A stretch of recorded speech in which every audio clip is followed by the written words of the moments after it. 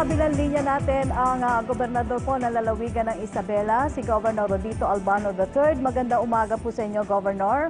Yes, magandang umaga sa inyo lahat dyan. Magandang umaga kay Secretary Atlanar. Sino pa yung kasama niya dyan? Opo. Si Rocky Ignacio po ito, Governor. Rocky. Opo. Governor, kumusta na po ang inyong probinsya ngayon matapos po yung... Umaaraw na at bumababa na yung tubig. Nakikita ko na yung mga ng tulad. At na kami on the road to recovery pero may post-flood tayo, senaryo.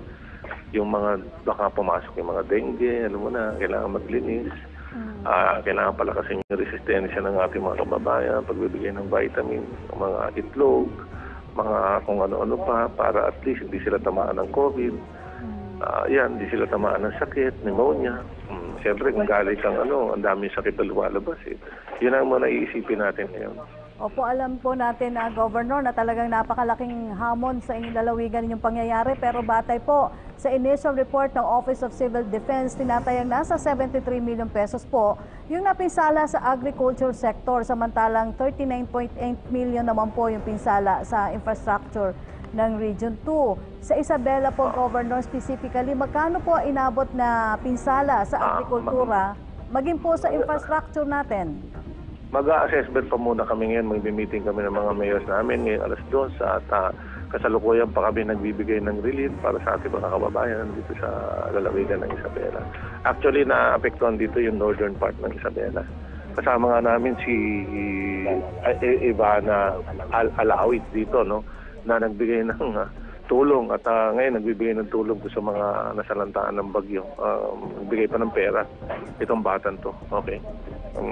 Opo, sa kasalukuyan po, ano yung mga bayan na lubog pa rin sa baha at kumusta po yung paglilinis natin lalo na sa mga kalsada? Naging possible na po ba ang mga ito? Yes, possible na nung kahapon pa. Yung nung isang araw pa, possible na yung mga kalsada. So hindi problema yun. At yung problema na lang ngayon yung mga ibang barangay talaga na na-isolate. At pinupuntahan namin hanggang ngayon. At naglilinis na rin sila.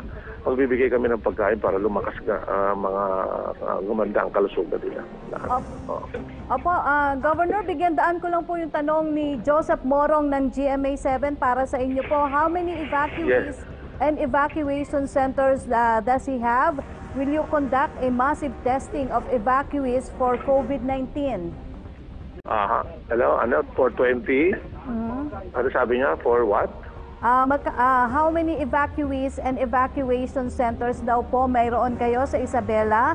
At kung magko-conduct daw po kayo ng massive testing sa mga evacuees for COVID-19? Hindi. Wala kami pera para sa ganun.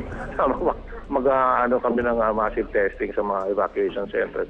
Karamihan ng mga evacuation centers namin nalubog din. Kasi nga sa laki ng ilog, laki ng tubig na nagano sa ilog.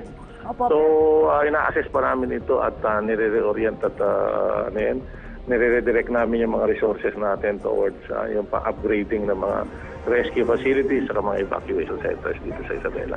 Opo, pero Governor, paano niyo po nasisiguro yung nasusunod pa rin po kahit paano yung health at safety protocol po pagdating sa COVID-19? Ngayong wala nang baha, masusunod na yan ang gusto, no? Pero ang importante, palakasin ko muna yung resistensya ng mga tao dito. Opo. Kasi kung humina yung resistensya nila, wala.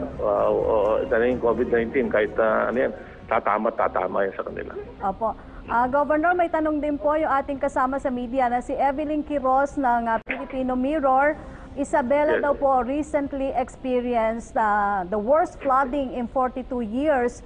Will the province now study and explore various flood control measures so as to prevent flooding of a similar magnitude in the future?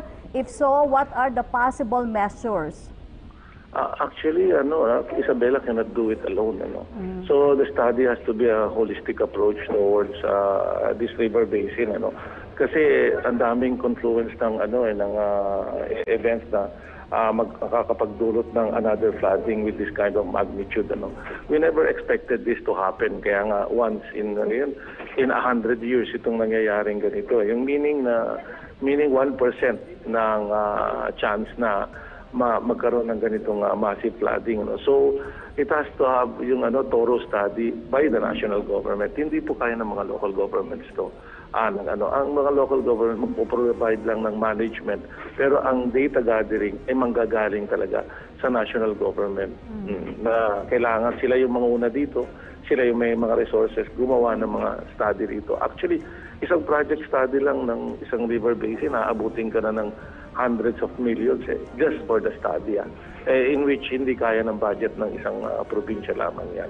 Okay. Ang magagawa lang namin dito is to appeal to the national government na kailangan na tulungan kami i-dredge, especially yung sa bottleneck ng Cagayan River, and gumawa ng series ng mga sabo dams doon sa mga tributaries ng Cagayan River. Kasi 38 yung tributaries dito. Kahirap kontrolin kasi yan na nagbibigay ng debris, yan na nagbubuhos ng tubig sa yan na nagdadala ng soil dito sa river na to, or silt kung tawagin natin. So diyan umaapaw yung tubig ng nag-overflow yung tubig ng Cagayan River.